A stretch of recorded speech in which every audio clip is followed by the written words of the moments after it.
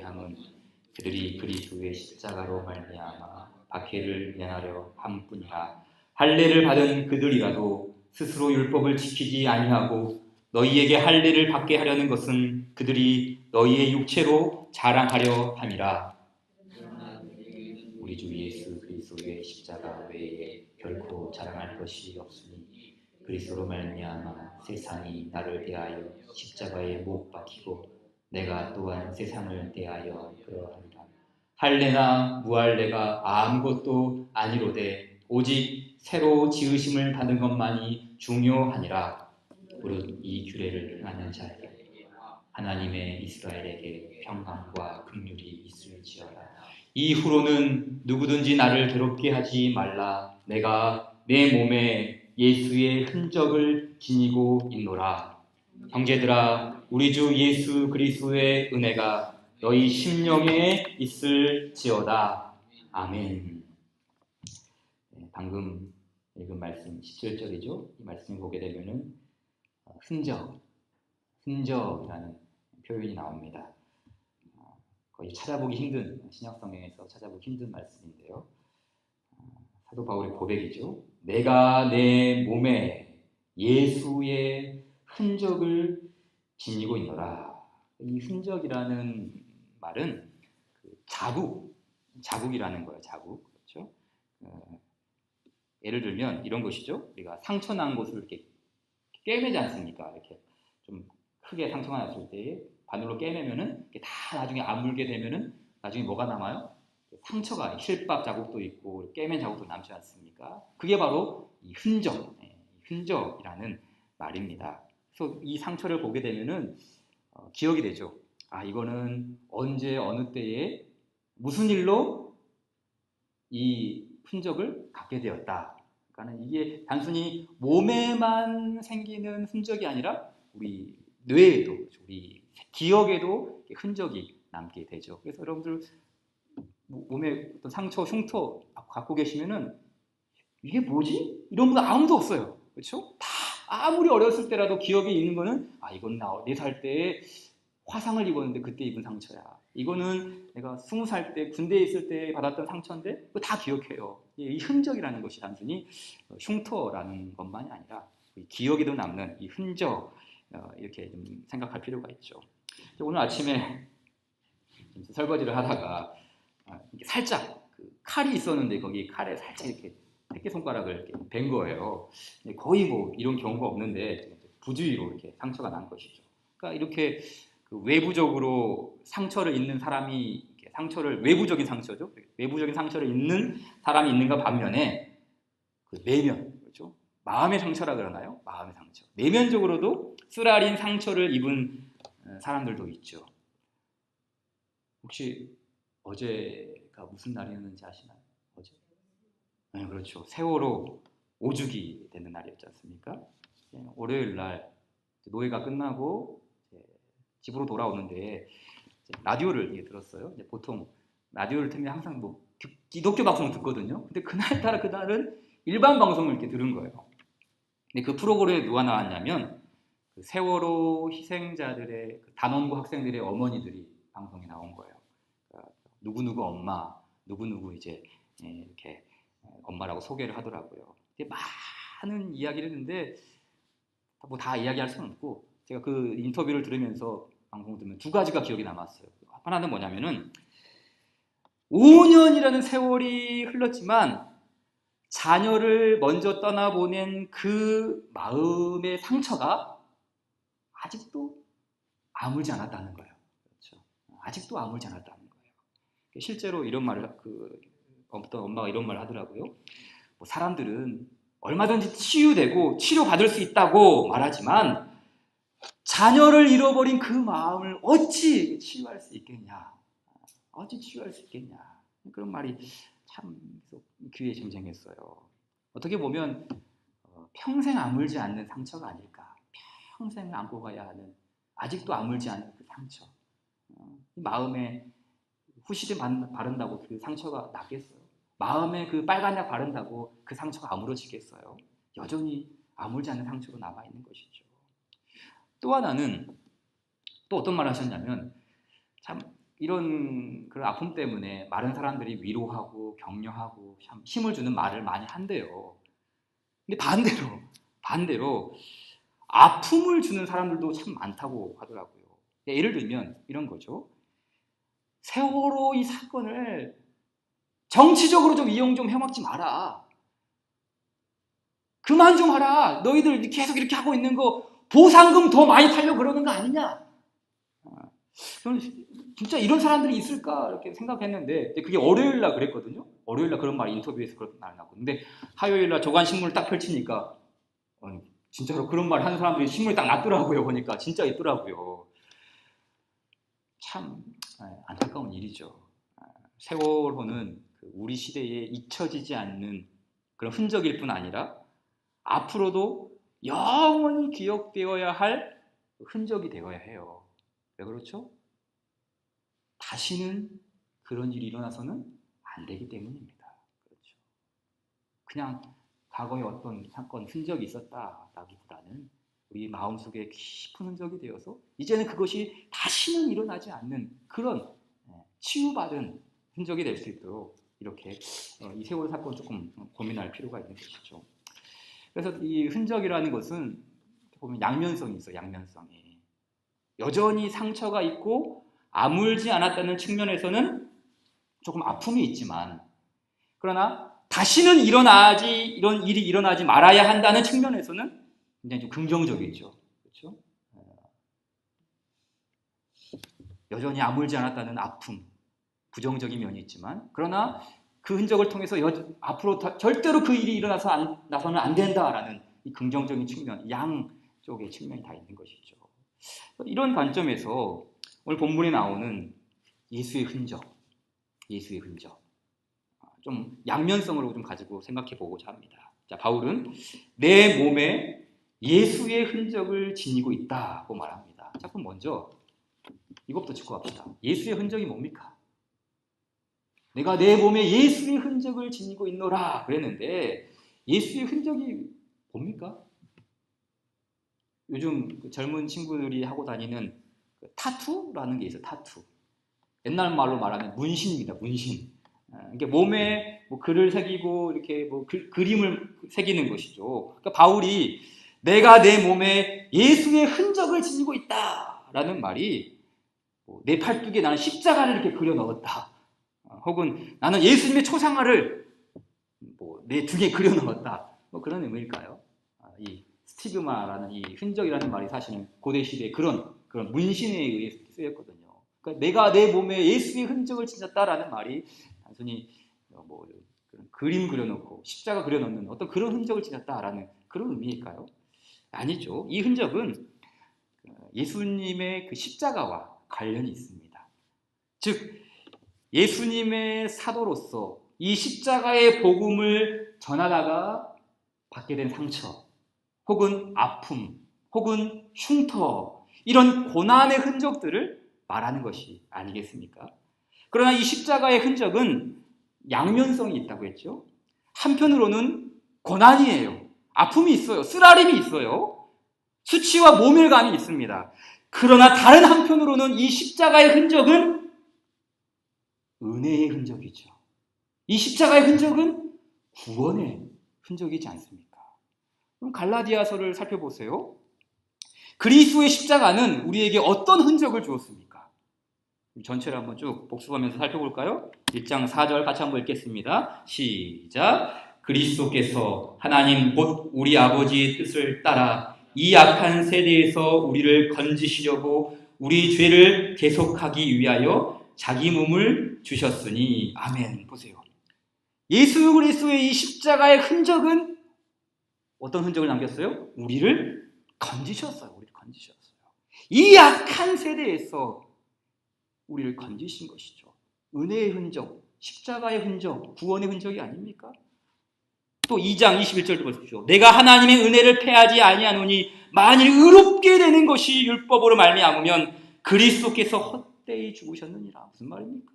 그리스도께서 십자가에 죽으심으로 말미암아 우리가 의롭게 되었다는 것이죠. 의로움의 흔적, 그리스도의 그 의의 흔적이 우리가 믿음으로 그 흔적이 남게 된 것이죠. 또 3장 13절 말씀도 같이 한번 읽을까요? 시작. 그리스도께서 우리를 위하여 저주를 받은 바 되사 율법의 저주에서 우리를 속량하셨으니 기록된 바 나무에 달린 자마다 저주 아래에 있는 자라 하였습니다. 아멘. 어떤 흔적입니까? 율법의 저주에서 우리를 속량하신 이 흔적이죠. 율법의 저주에서 우리를 속량하신 흔적. 마지막 한 군데 더 읽겠습니다. 제가 읽을게요. 때가 참에 하나님이 그 아들을 보내사 여자에게서 나게 하시고 율법 아래에 나게 하신 것은 율법 아래에 있는 자들을 속량하시고 우리로 아들의 명분을 얻게 하려 하심이라. 하나님의 자녀의 명분의 흔적이죠.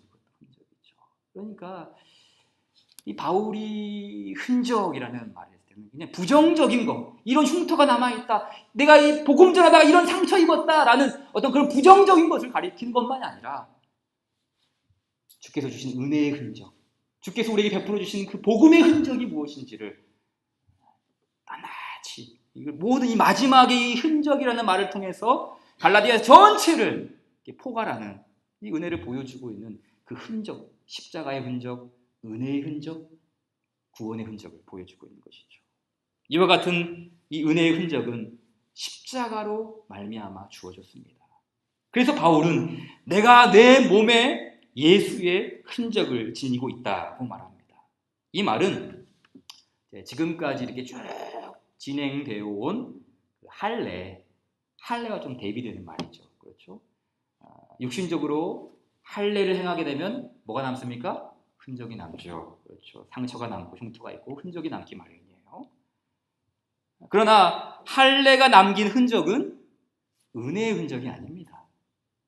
오히려 자유케 된 자를 다시 속박하는 흔적이 되고 또 다시 율법으로 돌아가 버리는 이 잘못된 흔적이 되는 것이죠. 그래서 갈라디아서 5장 2절 말씀을 읽어보면 이런 말이 있죠. 보라, 나 바울은 너희에게 말하노니 너희가 만일 할례를 받으면 그리스도께서 너희에게 아무 유익이 없으리라. 그러니까 할례라는 것이 이 할례를 의지하고 이 할례에 속박하게 되면은 어떻게 돼요? 그리스도에서 끊어지는 거예요. 그리스도에게서 끊어지는 것이죠. 따라서 우리는 아무 유익이 없는 할례의 흔적을 지닌 것이 아니라 예수의 흔적을 지닌 그 십자가의 사람, 바로 우리가 누구인가? 바로 우리가 이 예수의 흔적을 지닌 십자가의 사람이다라는 말을 바로 이 말씀을 통해서 하고 있는 것이죠. 여러분, 성도가 어떤 사람입니까? 아까 우리 찬송했던 것처럼 구주와 함께나 죽었으니 구주와 함께나 살았도다.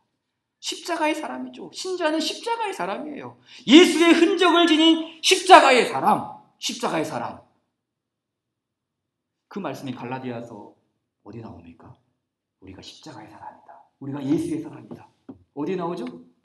다 갈라디아서 알잖아요. 2장 20절이죠. 2장 20절. 그렇죠? 내가 그리스도와 함께 십자가에 못 박혔나니 그런즉 이제는 내가 사는 것이 아니요 오직 내 안에 그리스도께서 사시는 것이라. 그렇죠? 그러니까 그리스도와 함께 십자가에 못 박힌 사람은 그리스도께서 그 안에 사십니다. 예수의 사람, 그리스도의 사람, 십자가의 사람이죠. 그러니까 흔적을 지닌 인생이에요. 그러니까 따라서 그 예수의 흔적 그러면 굉장히 추상적인 것이 아닙니다. 아주 구체적이고 아주 실제적인 것이 바로 흔적, 예수의 흔적이에요. 쉽게 말하면 눈에 보인다는 거예요. 그렇죠? 흔적은 눈에 보이거든요. 마치 상처가 난 곳을 꿰매면 흉터가 남듯이 그리스도 예수의 사람들에게도 예수의 흔적이 있어요. 물론 사도 바울처럼 고난당하고 매맞고 그래서 이런 상처로 흔적이 남기도 하지만 예수의 흔적은 꼭 그런 것만이 아닙니다. 우리 다 이렇게 복음 전하다가 잡혀가고 그런 거 아니잖아요. 예수의 흔적은 어디서 발견할 수가 있어요? 바로 이 말씀이죠. 내가 그리스도와 함께 죽고 그리스도와 함께 사는 것. 내가 그리스도와 함께 죽고 그리스도와 함께 사는 것. 이 현장이 어디서 펼쳐집니까? 눈에 보이게 그리스도와 함께 죽고 그리스도와 함께 사는 현장. 어디서 펼쳐집니까? 세례죠. 세례 사건이죠. 그렇죠. 세례. 그리스도와 함께 죽고 그리스도와 함께 사는 이 흔적. 그러니까 그리스도 예수의 사람들은 세례라는 것이 단순히 그냥 물만 뿌리고 이렇게 뭐 하나님 우리 교인이 되었다 그런 게 아니에요. 예수의 흔적을 지닌 엄청난 사건이죠. 삼위 하나님을 받는 엄청난 사건, 흔적이죠. 예수의 흔적. 갈라디아 3장 27절 말씀에 누구든지 그리스도와 합하기 위하여 그리스도와 죽고 그리스도와 함께 사는 것 그리스도와 합하기 위하여 세례를 받은 자는 그리스도로 옷 입었느니라. 흔적이 있어요. 그리스도의 옷 눈에 보이는 흔적이에요. 흔적. 이 말씀과 같은 이제 평행 구절이 로마서에 있는데 무릇 그리스도 예수와 합하여 세례를 받은 우리는 그의 죽으심과 합하여 세례를 받은 줄을 알지 못하느냐라고 얘기하죠. 보세요. 세례는 내가 그리스도와 함께 죽고 그리스도와 함께 사는 예수의 흔적이에요. 예수의 흔적. 그렇죠? 그냥 복음 전하다가 매 맞고 고문당하고 이런 것만 예수의 흔적이 아니라 세례 사건을 통해서 내가 그리스도와 함께 죽고 내가 그리스도와 함께 사는 이 세례 이 부활의 생명을 통해서 우리가 예수의 흔적을 우리 몸에 지니게 되죠. 그래서 바울은 뭐라고 그랬습니까? 내가 내 몸에, 그렇죠. 내가 내 몸에 예수의 흔적을 지니고 있노라 라고 했어요. 몸이라는 말 썼어요. 몸. 이 몸은 어떤 몸입니까? 내가 내 몸이라 그러는데 이 몸은 어떤 몸인지 아세요? 이 몸이라는 것도 참 성경에서는 두 가지 의미가 있어요. 몸. 하나는 옛 사람에 속한 몸. 네, 그렇죠. 아담에게 속한 몸. 죄와 허물로 죽은 몸. 도저히 살 수 없는 하나님께 나아갈 수 없는 몸이 있어요. 근데 또 하나의 몸이 있어요. 어떤 몸입니까? 그리스도와 함께 다시 살아난 몸. 이제는 더 이상 옛사람인 아담에 속한 몸이 아니라 예수에게 속한 몸. 바울이 말한 내가 내 몸이라고 했을 때 어떤 겁니까? 전자입니까? 후자입니까? 후자. 그렇죠. 내가 내 몸, 바로 그 예수께서 부활하신 그 몸, 나도 그리스도와 함께 부활된 그 몸에 내가 예수의 흔적을 지녔다라고 하죠. 다시 말해 그리스도 안에서 이루어진 새로운 몸. 누구든지 그리스도 안에 있으면 새로운 피조물 했잖아요. 그 몸을 말하는 거예요. 그래서 바로 이 말씀 위에 있는 6장 15절이죠. 같이 읽어보세요. 이런 말씀이 있습니다. 시작. 할례나 무할례가 아무것도 아니로되 오직 새로 지으심을 받는 것만이 중요하니라. 그렇죠. 할례나 무할례가 아무것도 아니에요. 아무런 유익이 없어요. 아무것도 할 수도 없죠. 그러나 예수님의 십자가는 뭡니까? 새로운 사람이 되게 하고 예수님의 십자가는 새로운 피조물이 되게 합니다.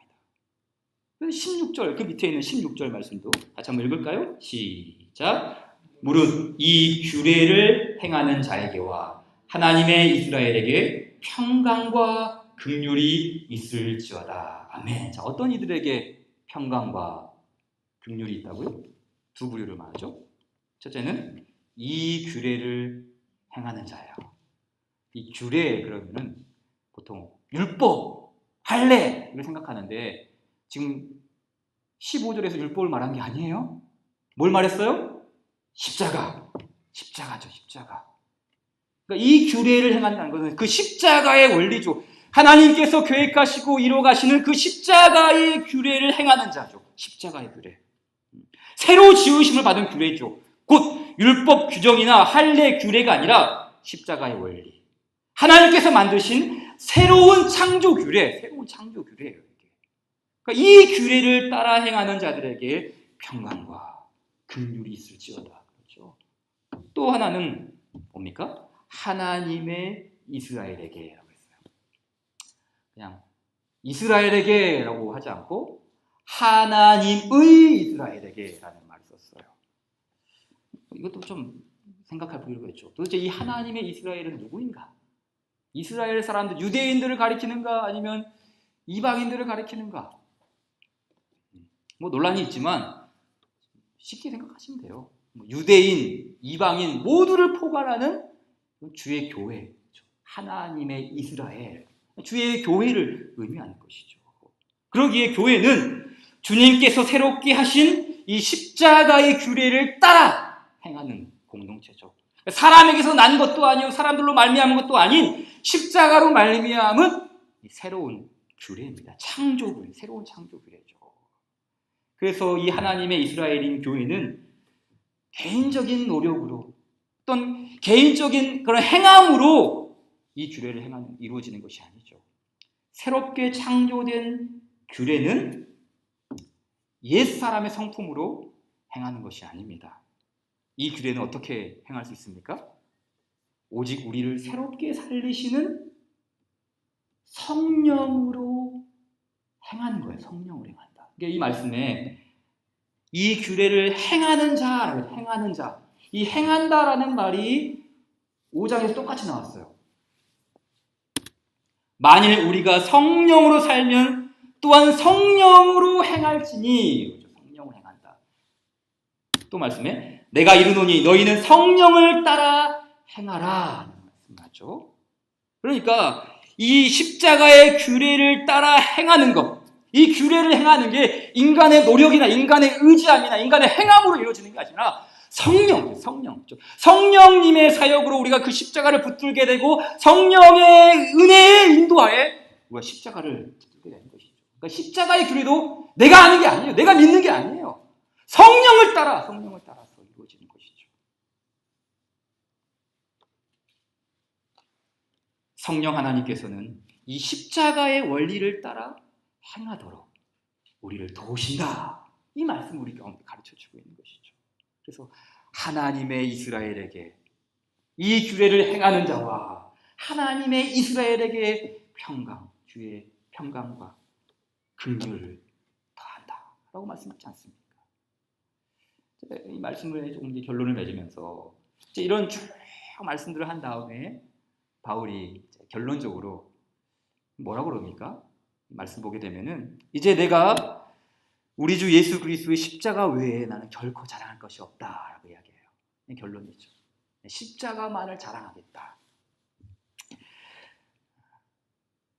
사도 바울이 나는 그리스도의 부활을 자랑한다라고 하지 않았어요. 혹은 나는 그리스도의 승천을 자랑한다라고 하지 않았어요. 나는 그리스도의 십자가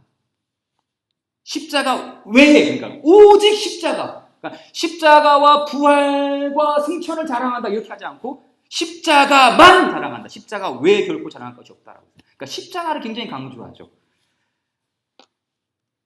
왜 그랬을까요?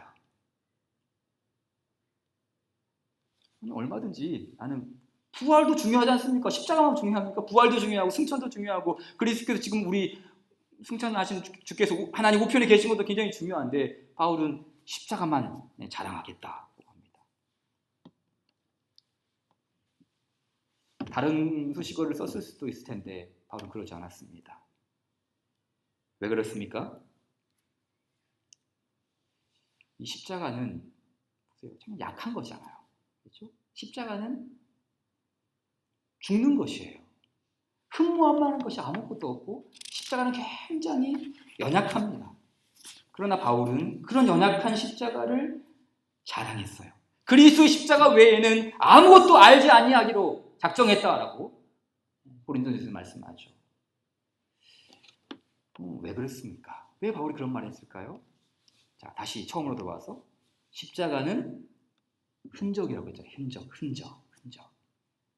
그러니까 때로는 이 복음 때문에 상처가 남아요. 말씀 전하다가 아픔을 당하고 수치를 당하고 몸에 상처가 새겨질 때도 있습니다. 그러나 그 흔적은 결코 수치스러운 흔적이 아니에요. 그 흔적 때문에 그 거짓 교사들이 그러죠. 야, 주의 종이 무슨 잡혀가지고 고문당하냐? 하나님의 사람이, 주의 사도가 하나님 구해주시지 무슨 잡혀가가지고 이렇게 사람들한테 매 맞고 태장 맞고 그러냐? 사도가 아님을, 이거는 그가 가진 이 상처 흔적은 사도가 아님을 증명해 주는 것이 아니냐? 그렇게 말할 수도 있죠. 근데 바울은 그 예수의 흔적을 얼마든지 버릴 수 있었지만 자랑했어요. 왜 그렇습니까? 바로 그 흔적이 역설적으로 내가 그리스도의 사람임을, 내가 십자가의 사람임을, 내가 예수의 사람임을 나타내는 흔적이기 때문이에요. 나타내는 흔적. 역설이죠, 역설. 우리는 이거를 부끄러워하고 십자가는 약한 것이고 십자가는 별 볼 일 없는 것이고 오직 부활을 좀 더 자랑하고 승천을 더 자랑해야 되는데 바울은 그것보다 십자가 역설적인 은혜를 선택했어요. 여러분, 우리에게도 흔적이 있습니까? 예수의 흔적.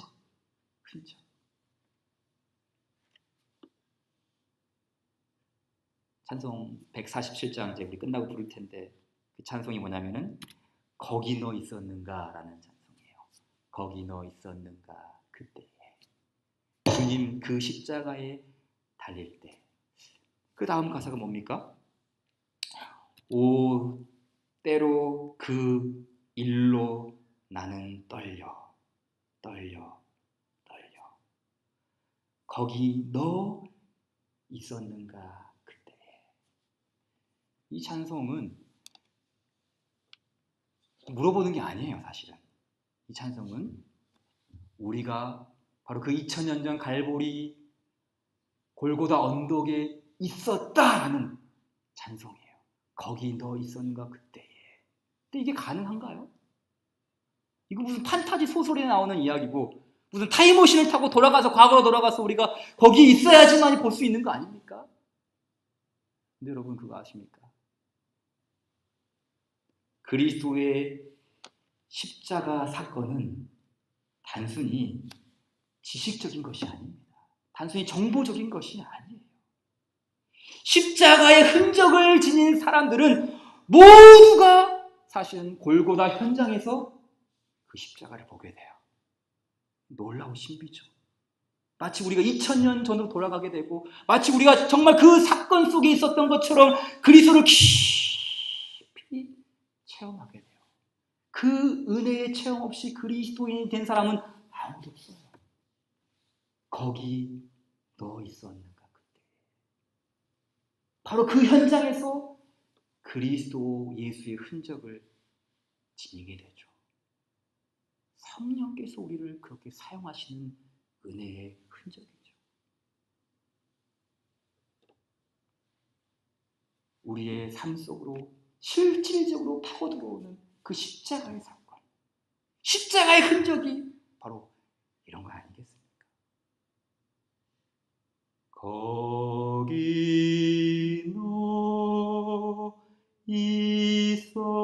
있었는가 그때에 주가 그 십자가에 달릴 때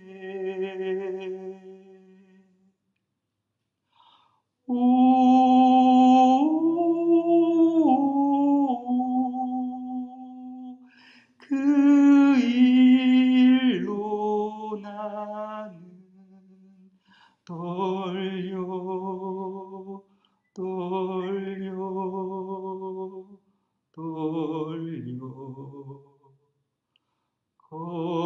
거기 너 있었는가 그때에.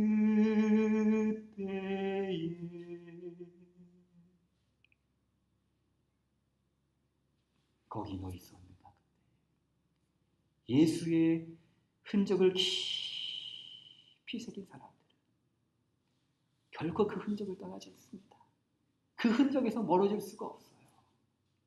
바울은 갈라디아 성도들에게 바로 그 예수의 흔적을 내가 내 몸에 지니고 있다 라고 말할 뿐만 아니라 이제 갈라디아 교회를 향해서도 말하죠. 너희들도 그 예수의 흔적을 지니고 있다. 그러니 더 이상 잘못된 이설에 빠져들지도 말고 잘못된 거짓 가르침에 휘둘리지도 말고 오직 그 그리스도의 십자가, 너희들 그곳에 있지 않았느냐? 그 은혜를 체험하지 않았느냐? 그 십자가의 흔적을 너의 몸 깊숙한, 영혼 깊숙한 곳에 붙잡고 있지 않느냐? 더 이상 이리저리 흔들지 말고 바로 그 십자가의 흔적, 그 은혜의 흔적 붙잡고 신앙생활하며 할 것을 권면하고 있는 거 아니겠습니까? 오늘 우리에게 주신 바로 이 십자가의 흔적도 동일합니다. 여러분, 십자가의 흔적 뭐 상처 아닙니다. 복음 전하다가 잡혀가지고 매 맞는 거 그것만이 흔적이 아니에요. 그리스도의 은혜의 흔적을 깊이 새겨서 더 이상 그 흔적이 떠날 수 없는 것처럼, 그 흔적이 내 몸에 평생 새겨지는 것처럼, 여러분, 그 은혜의 흔적이 여러분을 사로잡아서 영원히 그 그리스도의 기약의 영광이 이를 때까지 주님만 붙잡고 그리스도만 살아가면서 그 은혜의 현장 속에 살아가는 우리 모두가 되기를 주님의 이름으로 축원드립니다. 우리 함께 이 찬송 147장 함께 고백하며 우리에게 주신 이 은혜의 흔적들을 감사하며 깊이 새기며 하나님 앞에 나아갑시다. 거기 너 있었는가 그때에 주가 그 십자가에 달릴 때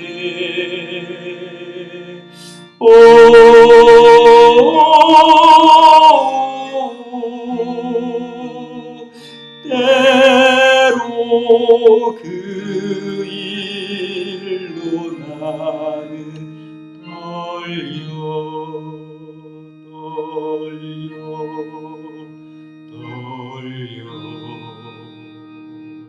거기 너 있었는가 그때에 거기 너 있었는가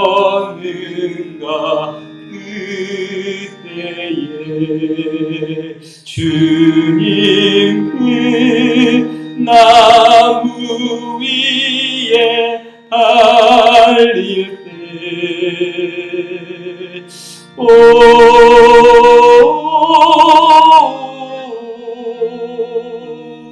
그 일로 나는 떨려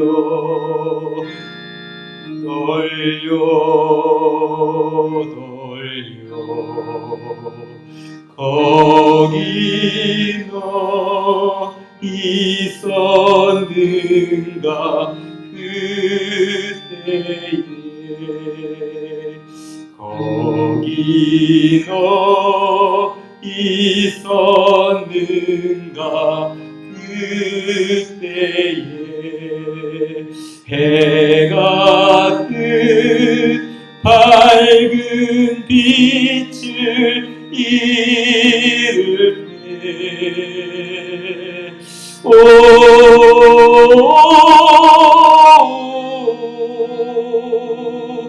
때로 그 일로 나는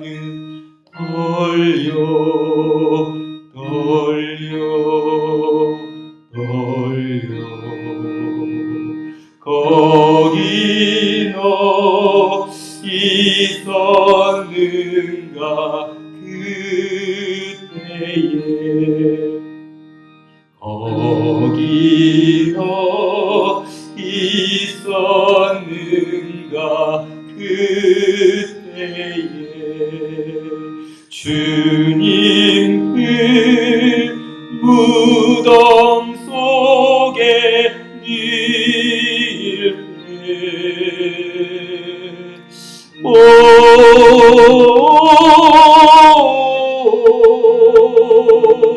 때로 그 일로 나는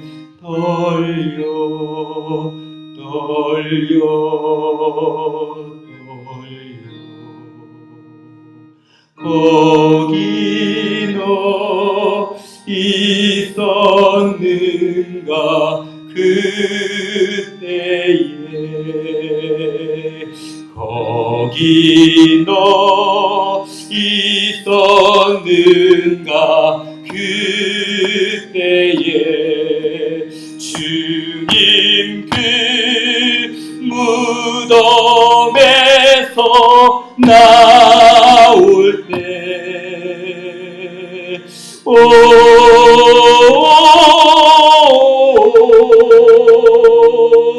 때로 그 일로 주께 영광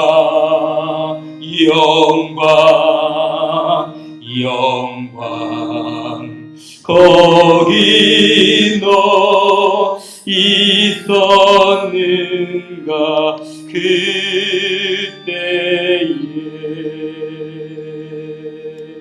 같이 기도하겠습니다. 말씀 붙잡고 같이 기도합시다. 주님, 거기 너 있었는가 그때에. 주님, 예수의 흔적을 지니게 된 우리의 신앙, 우리의 믿음, 너무 굳어버린 흔적이 되어버리지 않았습니까? 우리의 불신앙으로 지워져 버린 흔적이 되지 않았습니까? 세상에 다른 흔적들로 말미암아 감추어져 버린 흔적이 되진 않았습니까? 주여, 이 예수의 흔적 회복되게 하여 주시옵소서.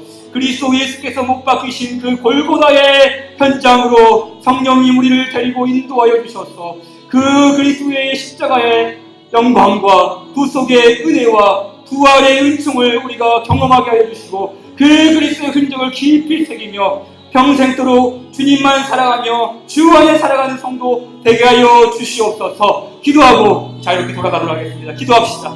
아버지 하나님 감사합니다. 하나님 아버지, 우리가 예수의 흔적을 내 몸에 지니고 있구나. 우리 모두 이 흔적 회복되는 흔적 되게 도와주시옵소서. 아버지, 영원히 지워지지 않는 흔적임을 믿습니다. 아버지, 우리에게 깊이 새겨진 이 흔적을 다시 한번 회복되게 도와주시옵시고 십자가의 이 새로운 규례로 십자가의 원리로 살아가는 성도들 되게 하여 주시옵시고 아버지 하나님, 이 은혜의 현장 속에 아버지 우리 십자가가 깊이 새겨지는 것들, 아버지 단순히 지식적이요 정보적인 책 속에 들어가 있는 사건이 아니라 우리의 실제 삶 속으로 파고 들어오는 실질적인 사건의 신적이 되게 하여 주시옵소서. 오 아버지, 우리를 골고다의 현장으로 인도하여 주시옵시고 성령의 신비한 연합 속에 이 예수의 신적이 새겨지게 하여 주시옵소서. 아버지 하나님, 우리를 도와주시옵소서. 아버지